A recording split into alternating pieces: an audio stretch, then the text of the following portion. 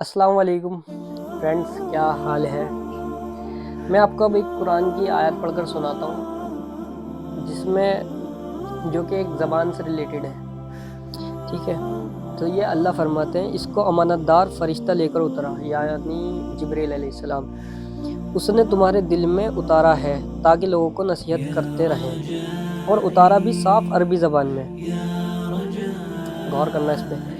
और उतारा भी साफ़ अरबी ज़बान में, और इसकी खबर पहले रसूलों की किताबों में लिखी हुई है, यानी कि तौरात, ज़बूर, इंजील और जितनी भी आसमानी किताब है उसमें हमारे नबी की बशारत थी पहले से ही। क्या इन लोगों के लिए ये काफ़ी नहीं है कि बनी इसराइल यानी कि जूस यहूदी इसराइल के उलमा इसको जानते हैं, यानी कि उनके जो उलमा होते थे जिनको दीनी नॉलेज थी हासिल, तो उन लोगों को पता ही था कि भाई ये ऐसे ऐसे नबी आएंगे, प्रिडिक्शन उनकी किताबों में थी और वो पढ़ते भी थे और उनको पता था ये सब। लेकिन वो जो थे उन पे बिलीव नहीं करा उन्होंने, हमारे नबी पे। और अगर हम इस कुरान को किसी गैर अहले ज़बान पर उतारते, यानी कि अगर अरबी में ना उतार के किसी और जैसे कि देश है उनके पास वाले किबलों में जिसमें कोई और भाषा बोली जाती हो, अगर उसमें उतारते अल्लाह, तो अल्लाह कहता है अगर हम किसी और ज़बान में यानी कि हिंदी में उतारते या फिर इंग्लिश में गैर अहले ज़बान पर उतारते और वो उससे इन लोगों को पढ़कर सुनाता, तो ये उसे कभी ना मानते।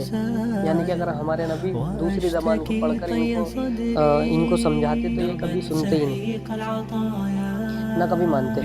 तो मेरा जो है मोटिव यही है इस आयत को पढ़ने का कि भाई अगर अरबी ज़बान मेन इसलिए है क्योंकि हमारे नबी अरबी में से थे, तो हमारे नबी अरब में रहते थे तो अरब की ही उसमें उतारता तो लोग समझते क्योंकि उनकी लैंग्वेज थी। तो आज हिंदुस्तान में जो है और मतलब और भी कंट्रीज़ हैं जिसमें कि समझ कर नहीं पढ़ते, सिर्फ अरबी को पढ़ते हैं और रटते हैं। ये किसी चीज़ के लिए मतलब ये समझाने के लिए उतरी है किताब और इसका कोई मतलब है, तो इसको रटना बिल्कुल नहीं है, इसको समझ कर पढ़ना है और इसको समझ के पढ़ने की ये दलील है और इसके अलावा भी बहुत सारी आयत हैं कुरान की। सो आप अगर गौर व फ़िक्र करोगे तो आप समझ सकते हो।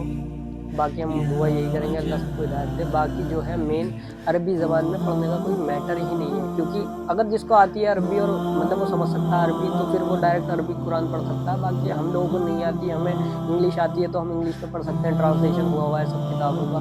और कुरान अगर हम हिंदी पढ़ सकते हैं तो हिंदी का भी कुरान आता है, हर लैंग्वेज का कुरान आता है। तो जो है हमें इसको समझ कर ही पढ़ना चाहिए। और ये इसकी दलील है कि भाई देखो अल्लाह ने कुरान में कह दिया कि अगर हम इसको कोई और से अगर हिंदी ज़बान में उतारते तो ये लोग सुनते नहीं, और आज हम क्या कर रहे हैं और हमारे उलमा इसको कहते हैं कि डायरेक्ट ना पढ़ना गुमराह हो जाएंगे। ये सब गुमराह खुद ही हुए हुए हैं ये लोग, तो ये लोगों को बोलते हैं कि भाई गुमराह हो जाएंगे डायरेक्ट ना पढ़ना, तो इसको डायरेक्ट ही पढ़ो तर्जुमे के साथ, ट्रांसलेशन के साथ। So thank you so much.